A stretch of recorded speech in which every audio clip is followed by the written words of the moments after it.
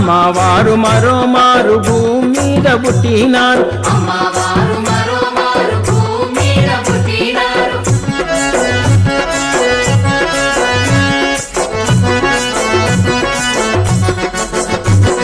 చిత్తమంత విష్ణువుని మొత్తంగా నింపుకొని చిత్తమంత విష్ణువుని మొత్తంగా నింపుకొని విష్ణు చిత్తుడన్న పేరు సార్థకము చేసుకొని విష్ణు చిత్తుడన్న పేరు సార్థకము చేసుకొని పొద్దు మాపు పూజలల్ల మునిగి తేలుతుంటాడు